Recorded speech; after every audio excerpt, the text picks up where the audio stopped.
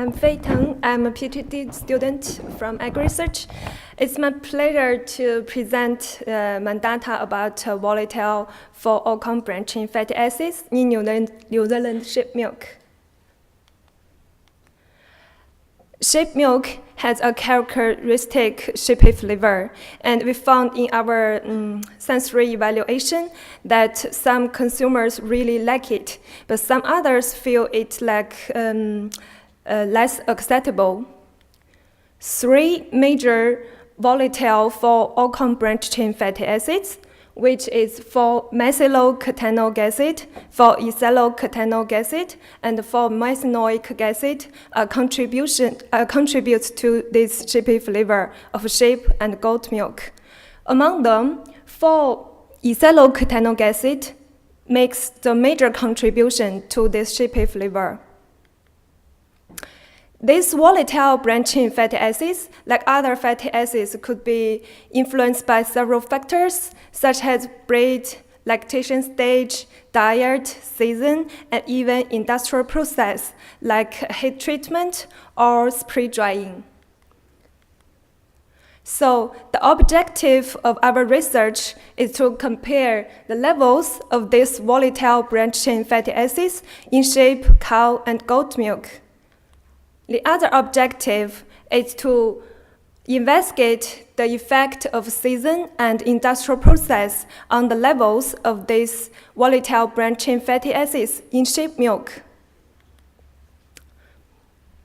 After fat extraction and methylation, we use GC mass spec to determine these three major flavor-relevant volatile branch-chain fatty acids. There are two forms of these volatile branch-chain fatty acids in milk: free fatty acids and fatty acids esterified in triglycerides.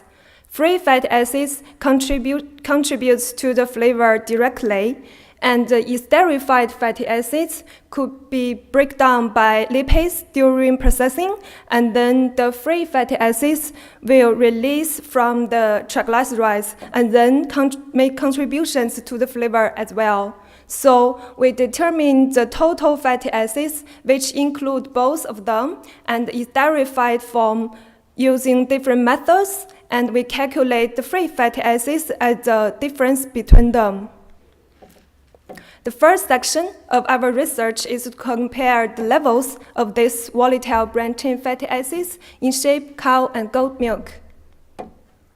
This graph is about the total amount of these volatile branch-chain fatty acids in different milk. So we can clearly see from the graph that the levels in sheep milk, which is the red color, and is much lower than that in goat milk, and both of them are higher than that in cow milk. Similar results were found in the free form of these volatile branch-chain fatty acids. And thanks to Otago University for the sensory data, we found a high correlation between those three volatile branch-chain fatty acids with the flavor of milk.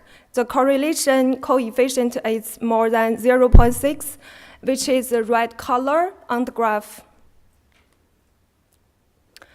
But except for sensory evaluation, how to estimate this flavor perception is very important, because the flavor intensity of aroma compounds is not only linked to their concentrations, but also to their sensory thresholds, which is the concentration where 50% of the trained panelists could identify the compounds as being present. So we used the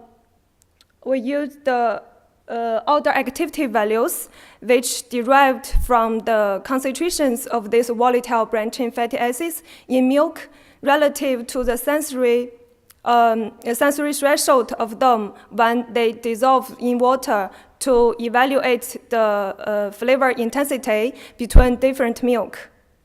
So from this point of view, for ethylocatenoic acid, as I said in the beginning, contributes more than 80% to the flavor, to this sheepy flavor.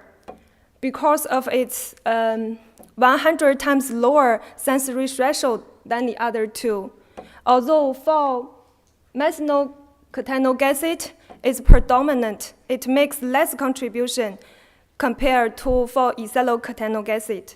And for methanoic acid, makes little contribution to this shapy flavor because of its low days concentration and high days sensory threshold between these three volatile branched chain fatty acids. And the overall odor activity value of sheep milk is 6 times lower than goat milk, and both of them are much higher than that in cow milk. These results indicate that the perceived goaty shapy flavor of sheep milk is milder compared to goat milk, and sheep milk only has light flavor. The second section of our research is to investigate the effect of season and industrial process on these volatile branching fatty acids in sheep milk. We've got 2 sets of samples throughout the season, which include raw sheep milk samples, the heat-treated sheep milk samples, and the whole sheep milk powders. The graph on the top is the total amount of 4-methyl-ketanoic acid, which is the predominant flavor volatile branching fatty acids in sheep milk. And the graph on the bottom is about the total amount of 4-ethyl-ketanoic acid, which makes the major contribution to this sheepy flavor. So we can clearly see from the blue lines, which are the raw milk samples, that the total amount of 4-methyl-ketanoic acid is higher in spring than summer. But for ethyl-ketanoic acid, changes little throughout the season. And the red lines are the samples of heat-treated milk samples. We can see clearly that it is quite similar with the raw milk samples. So it means heat treatment has little impact on total amount of these volatile branching fatty acids. But spray drying leads to a significantly higher total amount of these volatile branching fatty acids in milk powders. Similar results were found in free form of these volatile branching fatty acids.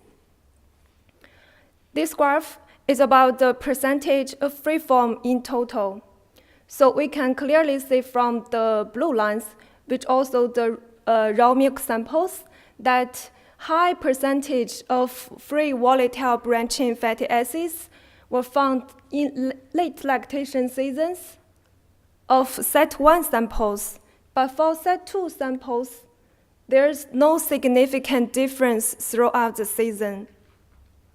And heat treatment also had little impact on this free form of volatile branching fatty acids, as we observed in total amount of them. And spray drying led to a significant increase in this free form of volatile branching fatty acids in milk powder, especially in the end of the season. And we also got 6 batches of half-skimmed milk and skim milk powders from set 2 samples. This graph is the total amount of them and the percentage of free form in total.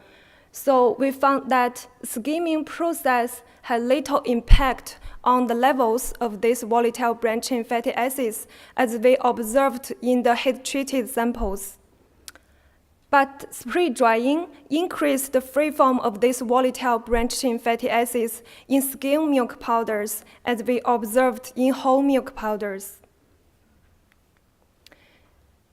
We used odor activity values to evaluate the effect of industrial process like we did in the first section.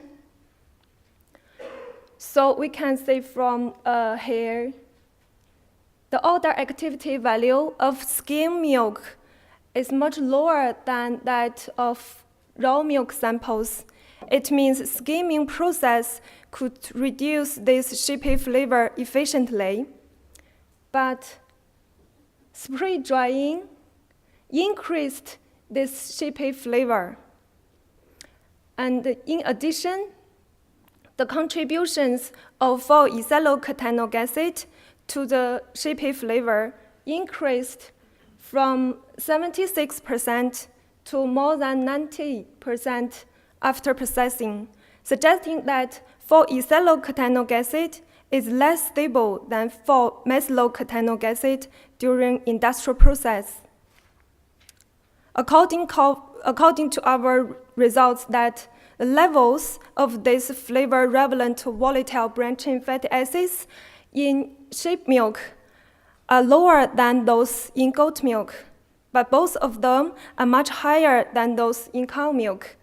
Levels of volatile branched-chain fatty acids in sheep milk changed throughout the season. It could be due to the changes in diet of animals.